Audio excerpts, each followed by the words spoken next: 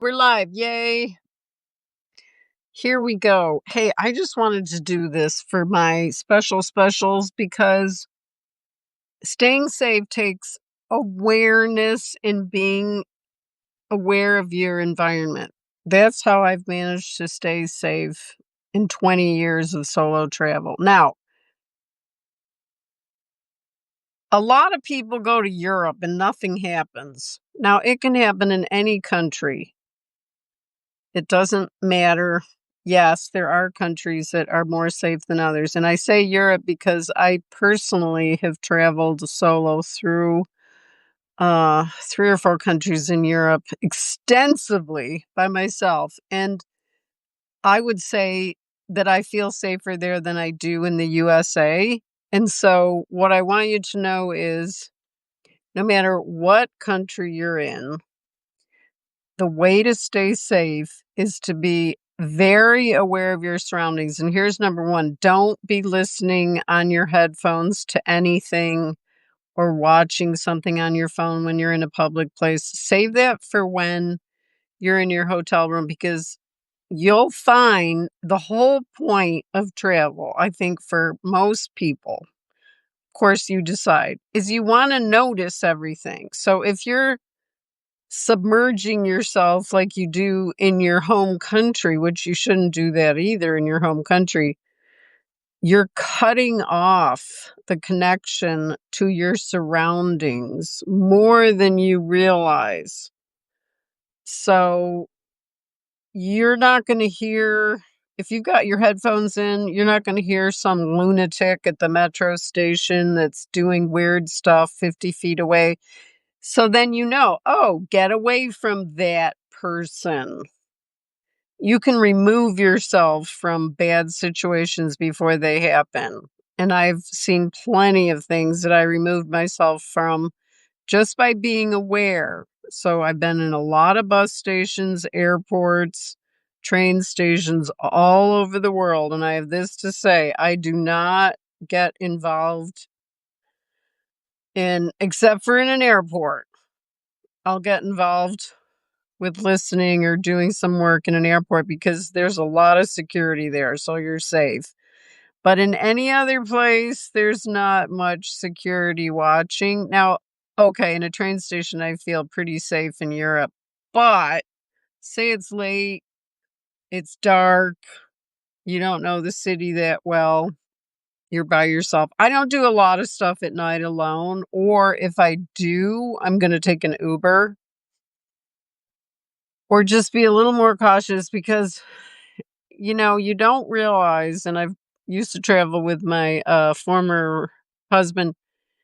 You don't realize until you're traveling by yourself, when I started almost 21 years ago, that the other person has your back, but you have your back. So you got to decide, oh, that situation doesn't look good. Like, I've gone different ways just because I had a gut feeling to not go down that street, to not do this, to not do that. Just very simple things where I just got a gut punch of, no, don't do that.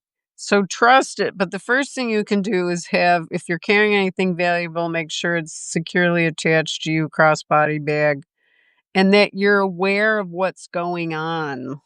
I was actually kind of creeped out. It was the first week of the pandemic, and I was in Paris, France, and I was in the metro train station for the Eiffel Tower, and there was nobody down there. And I thought, oh, this looks like there could be a problem. Um, it was the day before everything was going to shut down. So Paris said everybody can be out, but no one was at the Eiffel Tower metro, and it's a real rickety station. The next time I went to the Eiffel Tower, I walked about 20 million blocks because I didn't want to go in that metro station. They're not all created equal. So, and I've walked around Paris at night, but it's in well-lit places. There's people around, but that doesn't mean you're totally safe. You can't just stick your headphones on. I mean, I can't stress this enough because I just saw this person get attacked in a train station online, and it was a real footage. You could tell it was all grainy. Um, because there's crazy people around and you want to see them before they get to you. So the thing about mental instability is, yeah, sure, you can try and talk your way out of it, but other times it just happens. So if you see something weird, you want to get away from it as fast as you can. And 95% of the time, or 99% of the time, that's going to work just because you trusted your gut and you saw something that you didn't like and you moved out of the way. You moved closer to other people that weren't mentally unstable. I mean, you can tell. I've been in a lot of train stations, a lot of metros, and actually, it's weird places where things can happen. Like, I got my purse stolen out of my bike in Chiang Mai, Thailand, and everybody's like, "Oh, nothing bad ever happens here." It's like, that's nice, but it happened to me today, and they took my $100. It's like, it doesn't matter if it didn't happen to them, it happened to you.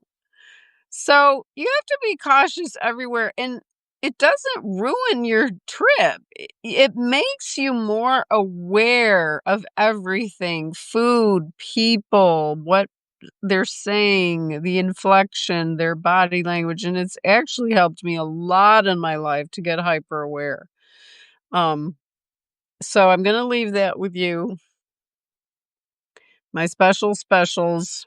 And I wanted to tell you the Sicily retreat is full, but I'm thinking of offering another one in another part of Italy or Sicily for 2026. And then I was also thinking of, what do you think of this? Tell me, a retreat, Paris in the Champagne region, and possibly adding on the Mediterranean, in Nice, because that's an incredible area. I'm going to be going there in January.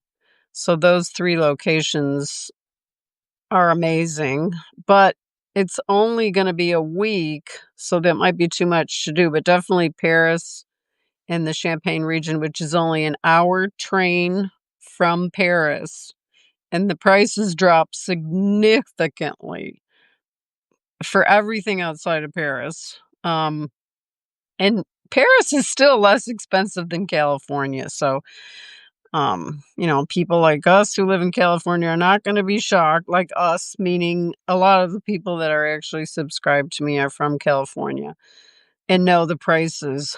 So anyway, if you really want to be careful, do a self-defense class. I'm thinking of doing one. Just so you feel really strong and confident in yourself. So I'll see you in the next video.